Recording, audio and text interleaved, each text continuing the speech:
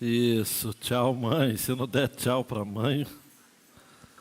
Samuel, pode soltar a tela, por favor, meu filho. Chegou a hora. Chegou a hora.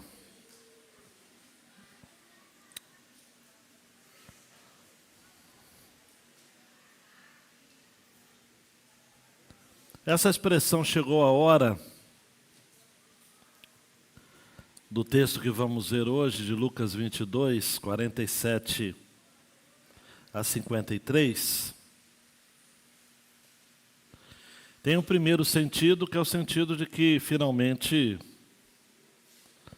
Jesus iria ser entregue aos homens. A partir desse episódio de hoje, domingo passado, tivemos pouca gente aqui domingo passado, né? O pessoal temendo aí algumas questões de carnaval, mas graças a Deus o trio elétrico só começou depois do culto, né? E a gente não pediu nada, mas aprove a Deus. A gente precisa estar bem com a comunidade também para isso, né? Houve um respeito, uma consideração.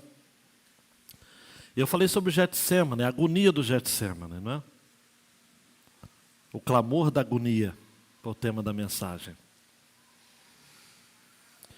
Assim que Jesus terminou o seu momento de oração ali, de angústia, solitário, né? Alguém já disse a verdade, as maiores lutas que a gente trava na vida, a gente vai travar sozinho. A gente precisa se preparar para isso. Então chegou a hora, também implicava, em primeira análise, essa ideia, essa verdade. Jesus seria entregue. Mas o chegou a hora também tem um outro sentido, que a gente vai analisar ao final da mensagem, você vai entender, que chegou a hora do poder das trevas. A morte, amados, ela, para os salvos, ela é bênção. Paulo vai dizer de que morrer é lucro, é coisa boa morrer. Mas para aqueles que são ímpios, amados, a morte é separação total e eterna. A morte é pavorosa para o ímpio. Eu espero que você nunca tenha assistido um ímpio morrer. Mas é a experiência mais traumática que alguém pode ter. Porque o ímpio não tem expectativa nenhuma. E por isso a sua morte é de um total desespero. Agora, a morte do justo, não. Ninguém quer morrer, obviamente, mas a morte do justo é bem-aventurada. Esse final de semana, por exemplo, faleceu um pastor que é uma das referências, ou foi uma das referências no Ministério Batista do Brasil, e em especial no estado do Rio de Janeiro. E ainda mais especial para a cidade de Nova Iguaçu. Faleceu o pastor Edgar Barreto Antunes. Ele foi pastor da primeira igreja batista em Nova Iguaçu 43 anos. A diferença, obviamente, de idade do pastor Edgar e de geração, né? Ele estudou, por exemplo, no seminário que eu estudei, mas ele foi consagrado em 1967. Eu fui consagrado em 1994, então não é uma distância abissal. Mas eu, de jovem, olhando para o pastor Edgar, eu sempre o vi como um homem comprometido com a igreja, com a denominação. Algumas posições fortes, polêmicas. Mas era um homem que deixou um legado.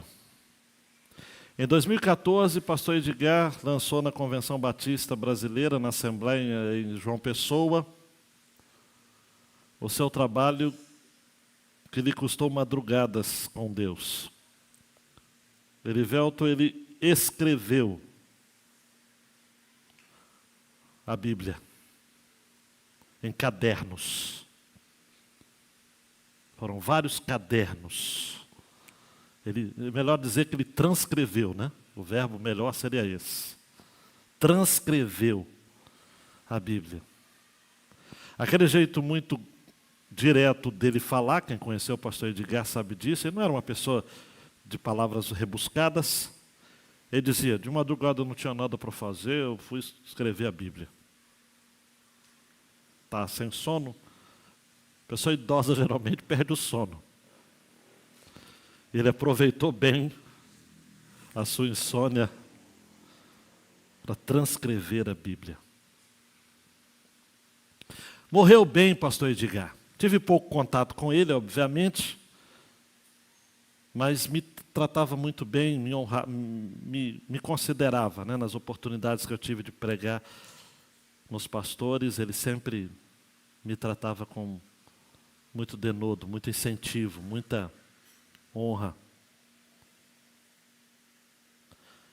Mas, amados, a morte do ímpio, a morte dos ímpios é totalmente diferente. Se o justo morre de pé, o ímpio morre dominado pelas trevas. Lucas vai usar uma expressão aqui, colocando nos lábios de Jesus, algo que só aparece na Bíblia, nesse texto e em Colossenses. Porque ele fala de que na morte de Jesus começou o império das trevas, o poder das trevas. De lá para cá, amados, há aqueles que creem, e Paulo vai dizer isso aos 2 Coríntios, capítulo 4, pessoas que creem porque o Evangelho lhes faz resplandecer a luz, né? Deus faz resplandecer a luz do Evangelho. Mas no mesmo texto diz que o Deus deste século tem cegado o entendimento dos incrédulos.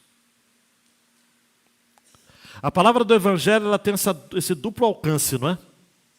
Revela, esconde. Salva, condena. Tem gente que está aqui ouvindo e vai sair daqui dizendo, Deus, como o Senhor é bom, eu sou salvo. E tem gente que vai sair daqui mais incrédulo do que quando entrou. Diga misericórdia, mas vai. Tem gente que é assim. Tem gente que quanto mais ouve o Evangelho, mais ímpio fica. Não adianta. Tem gente que não adianta. Está debaixo do poder das trevas. Lucas é o mais resumido desse episódio, narrado também por Mateus, por Marcos e por João. Lucas é o mais resumido, não coloca nomes a não ser o de Judas e o de Jesus. É o evangelho que é Lucas que retrata a pergunta que os discípulos fazem: devemos atacar com espadas? Isso para fazer coro àquilo que o próprio Lucas, só ele registra, dos versos 35 a 38, no texto que você sabe, que é quando Jesus fala de que eles deveriam comprar uma espada, mas Jesus falou de maneira simbólica, não é? Se preparem para o pior. Os discípulos foram e conseguiram 2 espadas. Disseram, conseguimos 2, tá bom? Aí Jesus diz, basta, eu não tenho mais nada para falar, porque vocês não entendem nada. E uma das espadas aqui é usada, e você conhece bem a história. E Lucas é o único evangelista que fala que Jesus recuperou a orelha daquele cidadão, que João vai dar o nome dele, Malco. O único que fala dessa operação que Jesus faz, é o único milagre, Fabiano, que Jesus faz sem falar nada. Possivelmente, Malco nunca se converteu. Jesus só fez e não fez aquele milagre também porque Malco teve fé. Tem gente que fala o seguinte, Jesus só cura se o cara tiver fé. Não, Malco não tinha fé nenhuma. Ele de repente tomou um susto, perdeu a orelha, Jesus pegou a orelha e colocou no lugar. Simples assim. Jesus estava dizendo, eu não vim aqui para lidar com espada. Quem gosta de espada é o outro lado. Eu não sou da espada. Essa espada aqui. Eu vim trazer espada, mas no sentido de conflitos espirituais daqueles que me seguem. Eu não sou da morte, eu não sou da destruição. Eu não vim aqui para arrancar a orelha de ninguém. Mas tem cristão que gosta de arrancar a orelha do outro, hein? Tem cristão que gosta mais da espada do que do amor. Vamos ao texto, amados. Deus tem algo para falar com a gente nesses próximos minutos. Enquanto Jesus ainda falava, está lá no Getsêmani, eis que chegou uma multidão. E um dos 12, que se chamava Judas, vinha à frente deles. E se aproximou de Jesus para o beijar. Jesus, porém, lhe disse: Judas, com um beijo você trai o Filho do Homem? Os que estavam ao redor de Jesus, vendo o que estava por acontecer, perguntaram: Senhor, devemos atacar com as espadas? É incrível como que os cristãos há muito tempo porque querem atacar os outros com as espadas. Isso não é de agora. Um deles golpeou o servo do sumo sacerdote e cortou-lhe a orelha direita. Mas Jesus interveio, dizendo: deixem, basta. É a mesma expressão que ele vai usar no versículo 38, quando ele fala basta, chega. E tocando na orelha do homem, o curou. Então Jesus disse aos principais sacerdotes, capitães do templo e anciãos que vieram prendê-lo: vocês vieram com espadas e porretes, como para prender um salteador. Todos os dias, estando eu com vocês no templo, vocês não tentaram me prender. Esta, porém, é a hora de vocês e a hora do poder das trevas.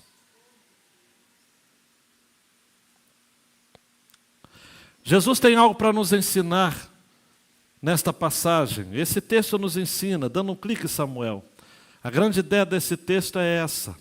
Nós temos de seguir a Jesus sem nos importarmos com as traições e os conflitos interiores que lidaremos em nossa jornada.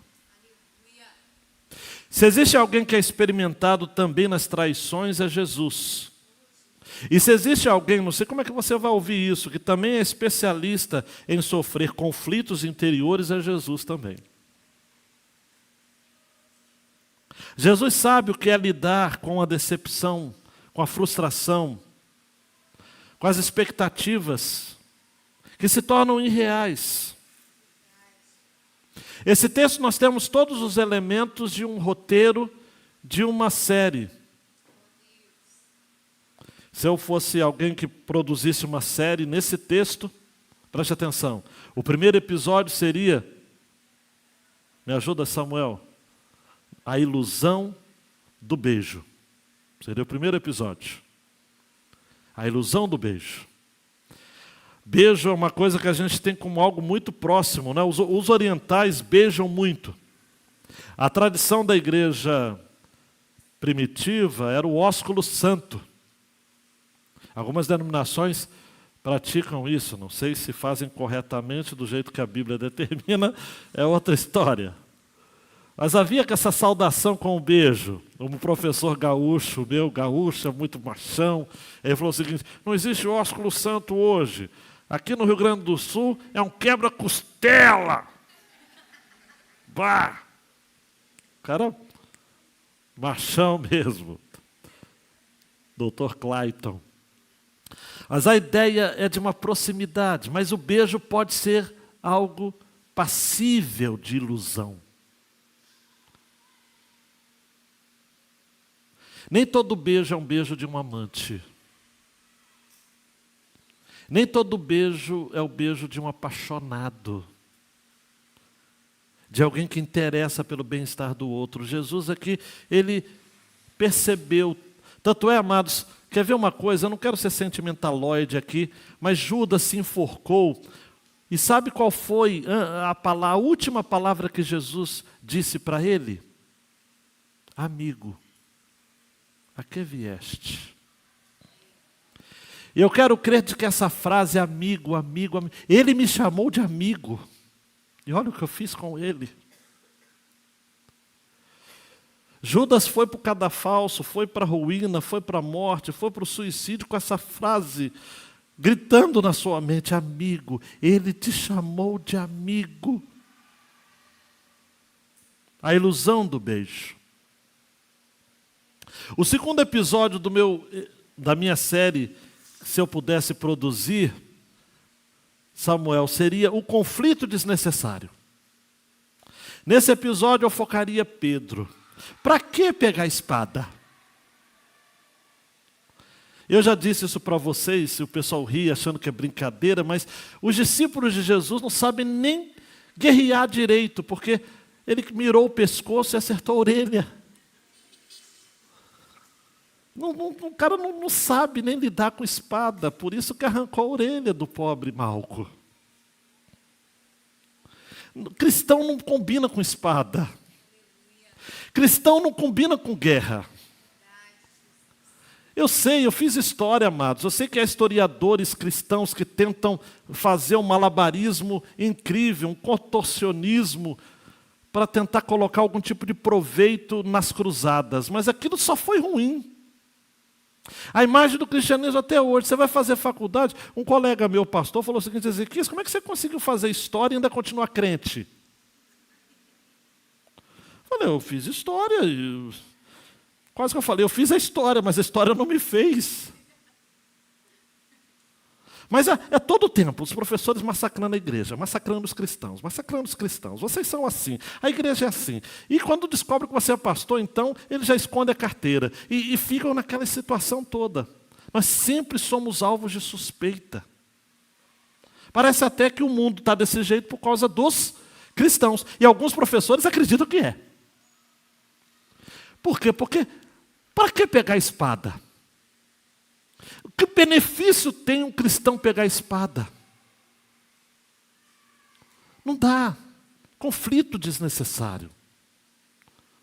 Jesus precisou falar para Pedro, Pedro, quem pegar a espada, quem matar a espada morrerá. É sempre assim. Tiago vai dizer, de onde vêm as guerras e as polêmicas entre vocês? São seus deleites, são seus prazeres. Vocês querem fazer as coisas do seu jeito, por isso que brigam. Cristão não é para pegar a espada, amados. Eu comecei o culto falando isso. Cristão leva a volta, cristão leva prejuízo, cristão leva pernada, mas não pode retribuir mal com mal. O meu Jesus não disse isso. Ele disse, olha, se o teu inimigo te bater numa face, oferece a outra. Não falou para arrancar a cabeça dele. Então, aí tem gente que me ouve assim, fala, pastor, eu sou pacifista. E a Bíblia fala que nós temos que ser pacificador. Concordo com você, mas como ser pacificador se a gente não for pacífico? Eu sou da paz, gente. Os cristãos ucranianos, eu já falei isso aqui com vocês, eles são obrigados a se alistarem para a guerra por conta da chamada lei marcial. Todo homem acima de uma determinada idade é obrigado a pegar arma. Então você tem marceneiro pegando arma, vigia pegando arma, vigia até pega arma também, né? Mas você tem pastor tendo que pegar arma. Mas, amados, são contextos absurdos, localizados. Mas hoje, sabe o que os pastores estão fazendo na Ucrânia? Pregando nos presídios para os prisioneiros de guerra russos. Eu já disse aqui que eu ouvi o missionário Anatoly, pastor na Ucrânia, falando isso. Eu estou tendo que pregar para os russos. Eu não quero pregar, ou não queria, mas Deus me chamou, porque nós somos da paz, amados. E meu último episódio, amados, seria a hora determinada. O meu terceiro e último episódio seria o momento em que, de repente, olha, acabou. Agora é a hora. É a hora do poder das trevas.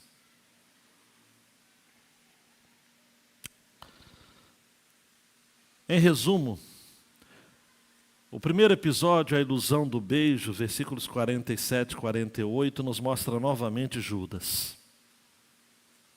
Olha ele de novo. Eu nem vou falar muito de Judas, porque eu já preguei aqui sobre os discípulos e preguei 2 ou 3 mensagens sobre Judas.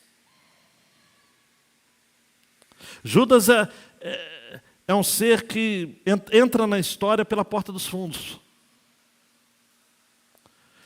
Ele é judeu de Queriote. Por isso Judas Iscariotes. Ele é da Judéia. O único da Judéia. Todos os outros discípulos eram da Galileia. Judas é alguém que a gente não tem certeza de que grupo ele era. Há quem diga que ele era um zelote, um nacionalista. Judas era alguém competente, porque Jesus deu a ele a missão de ser tesoureiro, e tesoureiro é coisa para gente competente. Um pouco doida, mas competente. E era um homem de confiança, porque não se coloca ninguém como tesoureiro que não seja de confiança. Mas passando o tempo, Judas foi revelando quem ele era, e o evangelista João é o que mais pega no pé de Judas. Não me pergunte por quê. Mas é João que sempre vai dar aquela estucada. É porque ele subtraía dinheiro da bolsa. Chegou a determinado ponto que Judas falou o seguinte: olha, eu preciso ganhar alguma coisa nisso. E ele entrega a Jesus. E vende Jesus por uma bagatela de 30 moedas de prata. Depois ele se arrepende, mas não adianta mais, aí ele vai para um lugar ermo e se suicida. A senha que Judas marcou para identificar Jesus no meio da multidão é de uma monstruosidade incrível. Ele falou: aquele que eu beijar. Jesus não era conhecido de todos, por isso que a ideia de que alguém precisava ter um sinal, porque Jesus era uma pessoa muito comum. Jesus não era mais alto do que a maioria dos homens, não era mais baixo, porque senão ia dizer, aquele baixinho ali, aquele gigante ali, aquele careca ali, porque é ponto de referência, né? Então o sinal tinha que ser algo muito específico, porque Jesus era um de nós. Até grupo de rock, ele era um de nós. E aí Judas chega, o versículo 47 diz que ele se aproxima de Jesus para o beijar, e Jesus identifica: com um beijo você trai? O Guilherme Kerr traduziu, ou compôs uma música dizendo: beijos nem sempre são o que parecem ser. Beijando-lhe o rosto, fingindo-se amigo, Judas a Cristo traiu. Judas era um dos 12 amados. Pedro vai dizer no seu sermão em Atos 1,17, ele era um dos nossos e teve parte nesse ministério. Alguém já disse, amados, que o que aconteceu com Judas poderia acontecer conosco também. E é um mistério realmente. Que poder foi esse? Que profundidade pecaminosa foi essa que acometeu a alma de Judas a ponto de lhe arrastar a um desejo tão vil e mesquinho? Como é que a gente consegue compreender, amados? Não sei você, eu não consigo. Alguém que experimentou de sublime graça, alguém que participou de milagres tão extraordinários, alguém que ouviu Jesus ensinar. De repente, por 30 moedas de prata, um relés prêmio, troca tudo. Um comentarista católico vai dizer que a queda de Judas para nós deve servir de advertência. E causa vertigem pensar que um homem bom, escolhido e preparado por Deus para realizar uma grande missão, um homem que conviveu intimamente com o próprio Jesus, que tinha todas as condições para ser fiel até o fim e muito santo, tenha caído tão fundo. A gente olha, amados, e alguém me disse certa feita uma coisa muito séria: Ezequias, o importante não é como a pessoa começa, O importante é como ela termina. Com 30 anos de ministério, eu vi muita gente começando bem, terminando mal. Mas vi gente começando mal e terminando bem. E é isso que conta. Russell Shedd é da ideia de que Judas era um patriota, um nacionalista. Ele queria uma revolução contra Roma. Quando ele viu que Jesus era da paz, ele quis provocar uma situação para que Jesus pudesse insurgir-se em uma revolta armada. Já tinha 2 espadas, embora tenha que ser muito louco para acreditar que 2 espadas é alguma coisa. Mas ele acreditava, sei lá.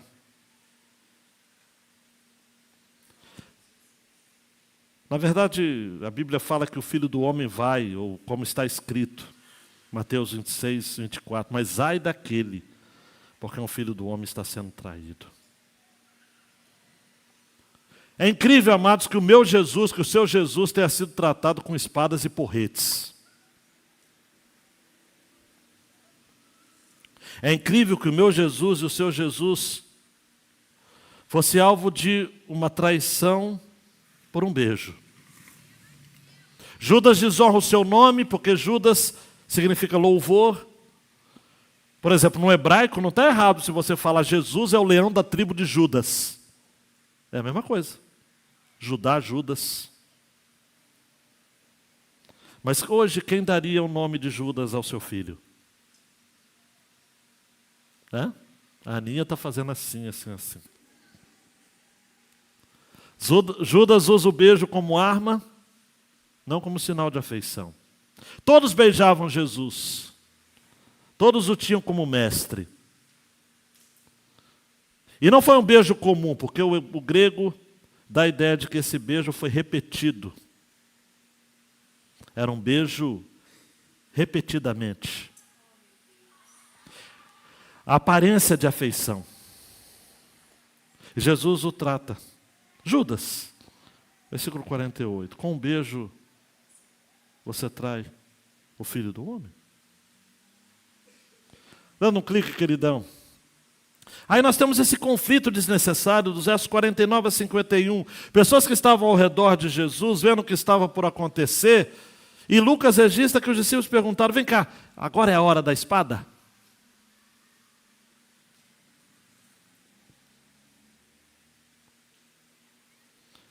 E Jesus, Mateus é que vai registrar isso de uma maneira específica.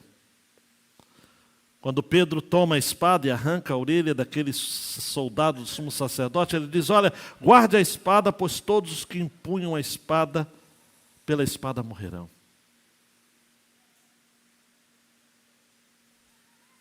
Pedro resolve assumir as coisas do seu jeito. João vai dizer que era Pedro aqui. Lucas não coloca o nome dele. Pedro era o tipo de crente, amados, como muitos de nós, que querem fazer justiça com as próprias mãos. Que fala o seguinte, não, eu tenho que falar mesmo, eu sou crente, mas não sou otário.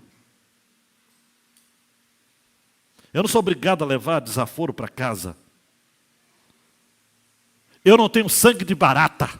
Já ouviu essa expressão? Eu vou fazer as coisas, eu tenho que fazer.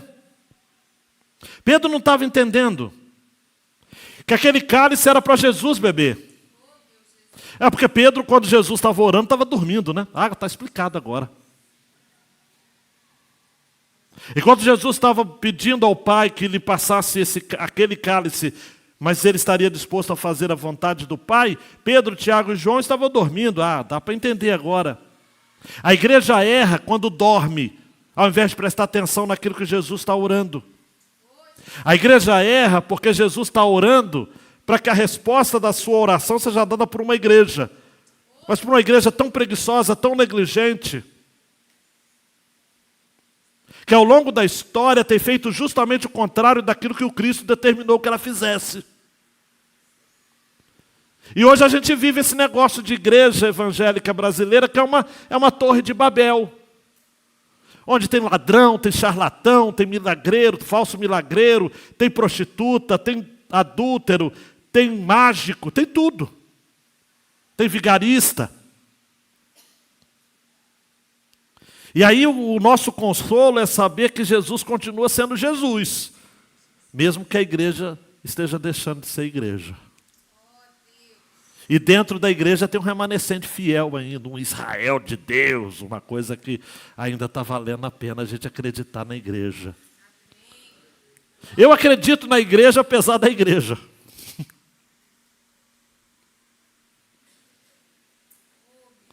Porque Jesus chega e fala, deixa, pasta.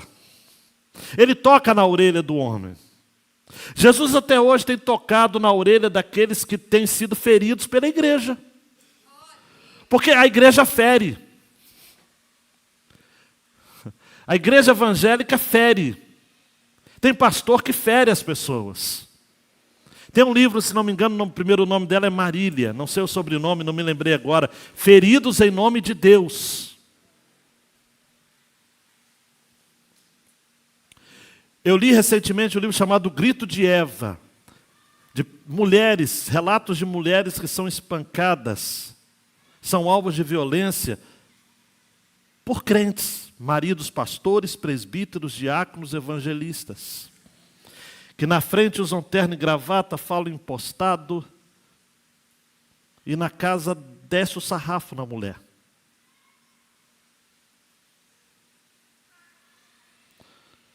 E Jesus está curando a orelha dessas mulheres. Está curando a alma dessas mulheres até hoje. Está curando a alma de filhos que são torturados pelos seus pais, massacrados pelos seus pais, com cobranças incríveis. Tem filhos de pastores, amados, que não querem saber de igreja porque a igreja maltrata filho de pastor. A nossa, graças a Deus, não. É uma honrosa exceção. Meu filho sempre foi amado, protegido, respeitado por vocês. Mas existem igrejas que são maldosas com filhos de pastores. Muito. Eu soube de uma filha de pastor que faleceu e ela disse em alto e bom som, a igreja matou o meu pai.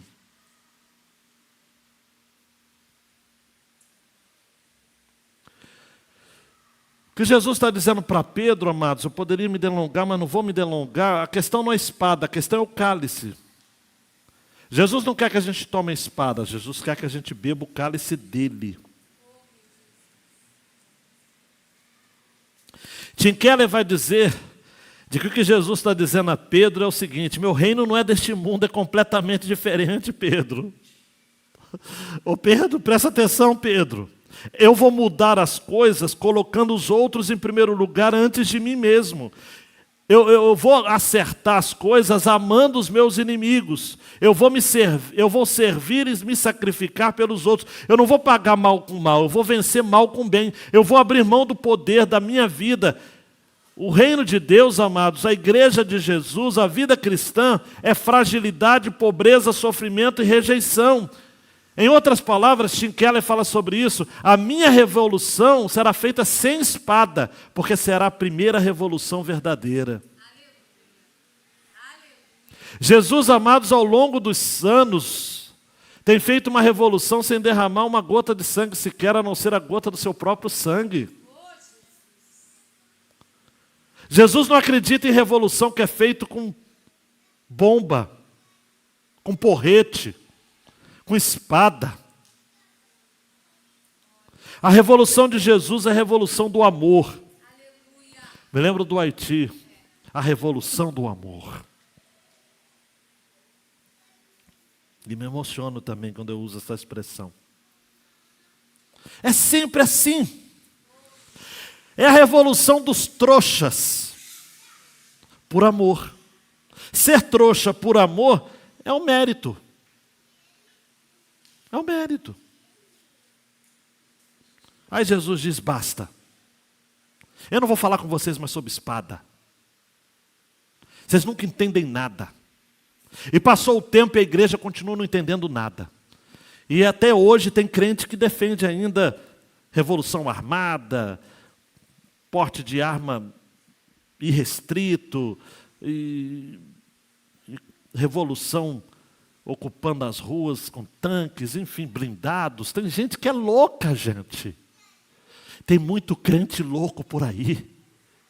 Tem crente por aí que você tem que correr dele, porque é louco. Aí Jesus está falando, deixa disso. Eu vou curar a orelha desse homem. Eu vim aqui para curar. Eu vim aqui para amar. Eu vim aqui para oferecer minha outra face. Eu vim aqui para morrer. Eu não vim aqui para ter razão. Eu vim aqui para ter paz. E por fim, Samuel, chegou a hora. Versículo 52, Jesus olha para os principados sacerdotes, os capitães do templo, os anciãos, uma multidão que estava ali, insuflada por essa galera. Principais sacerdotes, gente bonita, sabe, com beca. Já ouviu aquelas roupas dos sacerdotes? É coisa briosa mesmo, é coisa chiquérrima. Muitas cores, muitas insígnias. Os capitães do templo também todos uniformizados. Os anciãos com barbas, com o legado da tradição. E Jesus diz para eles o seguinte, olhe para mim. Vocês vieram com espadas e porretes para me prender como se eu fosse um salteador, um bandido, um fora da lei. Todos os dias dessa semana, desde domingo, isso daqui era uma quinta-feira, desde domingo, eu estava pregando, preguei no domingo, preguei na segunda, preguei na terça, preguei na quarta, indo e vindo no templo, e vocês não tentaram me prender. Mas é porque chegou a hora, né? A hora de vocês e a hora do poder das trevas. A hora de vocês porque a morte vem, sua hora vai chegar. E a hora do poder das trevas, porque agora Satanás vai tomar o poder do mundo. Vai começar um tempo agora que vocês vão se arrepender. A NVI diz que a hora determinada para os inimigos de Jesus era a hora que as forças das trevas da iniquidade fariam o máximo para derrotar o plano de Deus. Essa ideia de poder das trevas é tão forte, olhe para mim por favor, que Paulo vai dizer aos Colossenses 1,13, ele nos libertou do poder das trevas e nos transportou para o reino do seu Filho. Paulo aos Efésios capítulo 6 vai dizer que a nossa luta não é contra a carne nem contra o sangue, mas é contra principados e potestades, dominadores deste mundo tenebroso, contra as forças espirituais do mal nas regiões celestiais. Olhe para mim, você precisa acreditar nisso. Às vezes a gente não quer acreditar nisso. A gente prefere acreditar em histórias de carochinha. A gente se esquece de que há um poder das trevas, sim senhor. E que Satanás está tramando coisas incríveis, sim, nesses dias, sim senhor. Um autor chamado Ray Stedman diz que o diabo tem dominado os ouvidos da humanidade. A Bíblia chama-o de príncipe do mundo. O mundo escuta tudo que o diabo diz, mas o diabo não diz a verdade, então o mundo escuta o quê? A mentira. E faz da mentira a sua própria verdade. O diabo é mestre em psicologia, sabe lidar com as pessoas, sabe fazer com que elas creiam numa mentira atraente, prazerosa, mais do que numa verdade nua e crua. As pessoas amados e amadas, preste atenção aqui, estão indo a passos largos para a própria destruição. Estão babando diante das mentiras do diabo. Estão rejeitando as verdades de Deus, ou a verdade de Deus. Porque o mundo não quer Deus, o mundo quer o diabo. As pessoas seguem as mentiras de Satanás. No final descobrem que a mentira leva a destruição e morte. Leva a vergonha, o remorso, o ódio, a frustração, a falta de significado, o vazio, a morte física, a morte espiritual. Quem o diabo não consegue enganar, ele destrói. Quem ele não consegue destruir, ele engana. É o diabo, amados. O diabo está vivo. O diabo está no poder. Ele atua nas mentes das pessoas. Ele é o pai de todas as ideologias. Ele está nas universidades. Ele está na política. Ele está nas igrejas. Ele está na sociedade como um todo. Ele está na moda. Ele está na cultura, na música, nas artes, na economia, no entretenimento. O diabo está aí. Precisamos tomar cuidado com o diabo. Como Tiago diz, resisti ao diabo e ele fugirá de vós. Você pode não acreditar no diabo. O diabo acredita em você. E a gente precisa tomar cuidado, amados, porque nós estamos vivendo, queridão, queridona. Eu queria que eu estivesse enganado, mas eu não estou. Vocês que estão lá na galeria aqui embaixo, nós estamos vivendo os últimos dias da igreja. Nós estamos vivendo o tempo, a hora da provação. Nuvens e trevas estão nos assediando. Nós estamos vivendo o tempo de severas oposições à igreja do Senhor Jesus. Severíssimas. Eu tenho um filho que vai para a universidade. Ele vai para a cova dos leões. Mas quem não vai para a universidade também está na mesma cova dos leões, só muda os leões. Muda os leões, mas continua com a mesma ferocidade. Tem mãe e pai que é bobinho, né? E fala assim, não, eu vou tratar o meu filho em casa. Não quero que ele vá para o mundo, eu quero que ele fique em casa. Aí em casa ele tem um negocinho chamado smartphone. O mundo está dentro da casa. Ele está ali. De treta com Satanás. É um mundo difícil. Queridão, queridona, vá para casa com 2 advertências. Outras que eu já disse, né?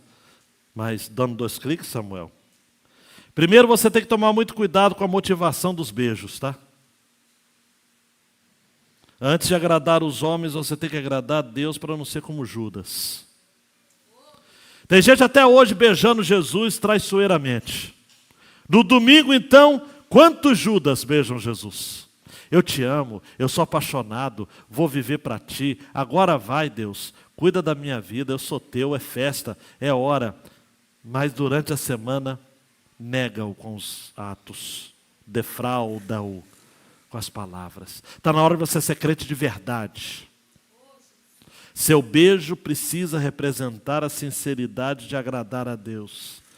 E não desejo de enganá-lo, porque ele não se deixa enganar por ninguém. Jesus conhecia o coração de Judas. Você acha que Jesus se decepcionou quando no capítulo 12 de João, Jesus diz, por que esse perfume não foi vendido para dar aos pobres, falando daquela mulher que quebrou um bálsamo de nardo puro? Judas nunca se preocupou com o pobre. João 13, 2 vai dizer que o diabo colocou ou possuiu o coração de Judas.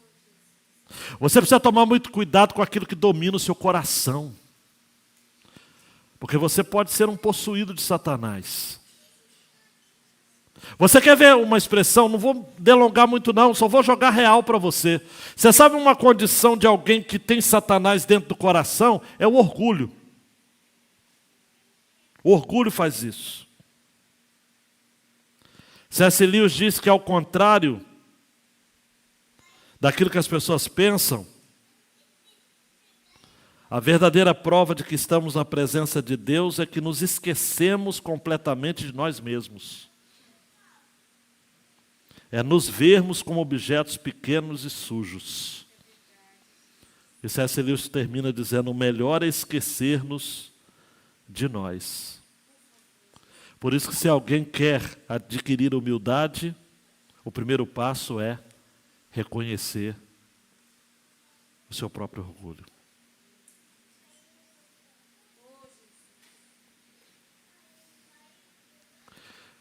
Samuel, para terminar, não é um caminho fácil, sabe? O poder das trevas está aí. Viver com Cristo é transitar nos limites do poder das trevas. No retiro de carnaval eu desafiei a todos vocês que estavam lá. No texto de Marcos, capítulo 8, 34 a 37. Se alguém quer vir após mim, negue-se a si mesmo. Tome a sua cruz e siga-me, pois quem quiser salvar a sua vida, perderá. Quem perder a vida por minha causa e por causa do Evangelho, esse a salvará. De que adianta uma pessoa ganhar o mundo inteiro e perder a sua alma? Que daria uma pessoa em troca de sua alma? Nós precisamos aprender, amados, e J.C. Ryle nos ajuda a isso, o bispo inglês do século passado, que sofrer com paciência por Jesus é mais difícil do que trabalhar por Ele. E a gente precisa entender, amados, de que as palavras, as virtudes passivas do cristianismo são mais raras e mais preciosas do que as ativas. Ao invés de você querer ser ou ter, é você saber perder, não ser e não ter. Quando você sofre por Cristo, você sofre para a glória de Deus. E aí a gente tem que sofrer perseguição mesmo. E aquele que perseverar até o fim será salvo. Eu quero terminar a minha mensagem com muito cuidado. Essa mensagem está sendo gravada, transmitida. Dando um clique aí, meu querido. Mas é só para chamar a sua atenção por conta disso. Nós temos de seguir a Jesus sem nos importarmos com as traições, os conflitos interiores que lidaremos em nossas jornadas. Mas a gente precisa prestar muita atenção naquilo que está ao redor do mundo. E a gente não pode se contaminar com este mundo. Diga, eu não vou me contaminar com este mundo. Satanás está ativo, amados. E existem coisas que nós, os cristãos, talvez por inexperiência, talvez por não conhecermos, talvez por estarmos preocupados com outras lutas, com outras guerras, com outras demandas, e a gente se esquece que o mundo está aí, conspirando contra nós. E a gente tem que permanecer firme, com discernimento. Talvez você não tenha se apercebido disso, se você não se informou por não ser da sua área, tudo bem, que também não é da minha, mas a minha função é estabelecer aqui um ponto de contato, né? A escola de samba Viradouro foi campeã do Carnaval do Rio, trouxe para Marquês de Sapucaí um enredo, homenageando a história das guerreiras de um povo na África do reino Daomé, atual Benin.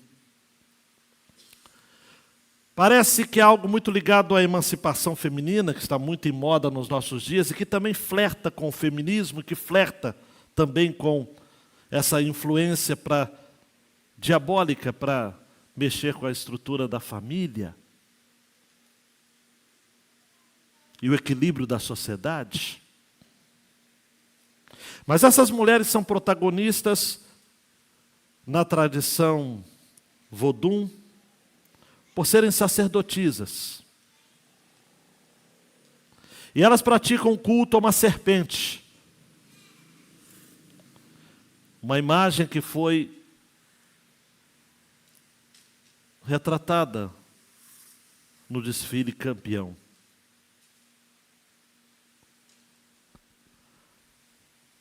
Essa divindade não é muito cultuada aqui no estado do Rio de Janeiro, é forte na Bahia, onde há uma sacerdotisa famosa que espalha essa fé em voduns pelo território. É uma divindade muito antiga, esta, que não vou citar o nome aqui para não dar cartaz a ela. Mas o meu ponto é que ela é retratada e representada por uma serpente. E segundo a tradição, essa serpente participa da criação do mundo. Quem for espiritual vai discernir. Serpente que participa da criação do mundo, que reúne a matéria e que dá forma ao planeta. Mais do que isso, essa divindade sustenta o universo, controla e põe os astros e o oceano em movimento e desenha os vales e rios da terra.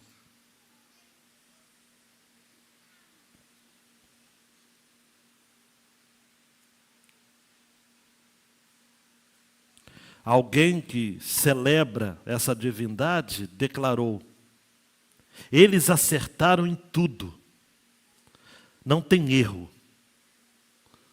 Ver meu orixá ser retratado com tanto respeito e amor foi uma honra. Parabéns a Viradouro. E ela disse mais: quem não conhece essa divindade desconhece que é uma das energias mais lindas, as que seguram o universo. É uma energia que toma conta, que segura a terra, e que eu passo boa parte do meu tempo aprendendo a cuidar, a lidar, principalmente quando eu falo das minhas emoções.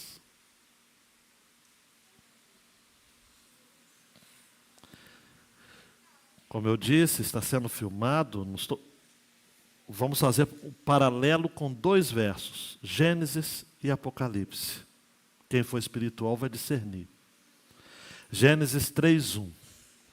Mas a serpente mais astuta que todos os animais selvagens, que o Senhor Deus tinha feito, disse à mulher: é verdade que Deus disse, não comam do fruto de nenhuma árvore do jardim? E você sabe o que deu isso, né? Sim ou não? E vamos ao Apocalipse agora, para terminar. 12:9.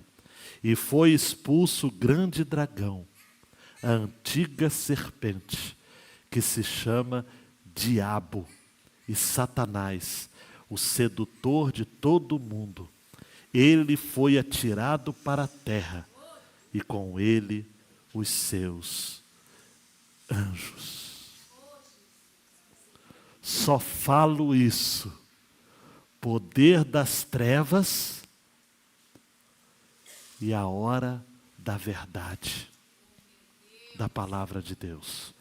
Quem tem ouvidos, ouçam o que o Espírito diz à igreja. Estamos ou não vivendo no final dos tempos? Levante-se, meu querido e minha querida.